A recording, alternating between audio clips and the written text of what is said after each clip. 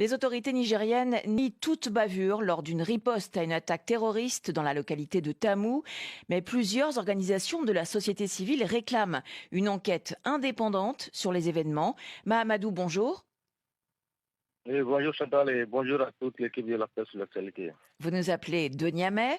En ligne également avec nous, Moussa Kaka, correspondant de RFI à Niamey. Bonjour Moussa.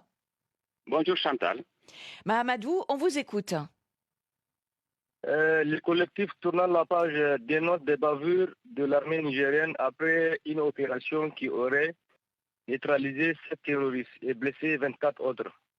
C'est le site du pays. Sur quoi se base l'organisation pour parler des bavures? Moussa Kaka. Oui, donc dès l'annonce de cette attaque du poste de police de Tamou, les réseaux sociaux nigériens donc, se sont vite déchaînés. Chacun avec ses chiffres de morts, le chiffre de 150 morts a tourné en boucle. Sans aller sur le terrain, tournant la page, s'est engouffré dans cette brèche des réseaux sociaux et dit qu'il a rendu visite donc à des blessés à l'hôpital et a visité quelques parents. Ses collègues donc du M62 se sont eux rendus à Tamou et au cimetière. Mais là également, les gendarmes qui gardent le site sont formels. Le M62 n'a pas été sur le site d'orpaillage. Il en est de même pour les gardes nationaux et le préfet de Saï. Dans le communiqué donc de ces enquêtes, le M62 a cité 9 tombes vues au cimetière de Tamou et 3 corps, dit-il, sortis depuis. L'État du Niger parle de 7 tués et de 24 blessés. Alors vous voyez, on est très loin des chiffres avancés sur les réseaux sociaux, 150 morts. J'étais moi-même sur le site d'orpaillage et le village de Tamou. Ce village, cette ville de Tamou n'a jamais été bombardée par aucun avion. Tout s'est passé autour donc, des hangars présumés refuges. La Commission nationale des droits humains vient d'ailleurs de rentrer de Tamou en attendant son communiqué officiel. Mahamadou, vous avez une autre question pour Moussa Kaka?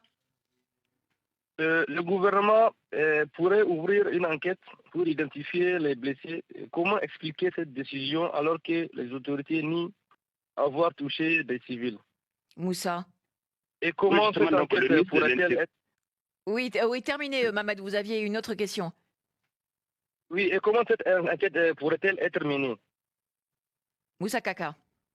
Le ministre de l'Intérieur et toute la hiérarchie militaire étaient à Tamou et sur le site Orifère, sur instruction du président de la République. Le gouvernement dit ne rien cacher. C'est la raison pour laquelle cette mission a été dépêchée. Un des blessés est mort le samedi passé, portant donc à 8 officiellement.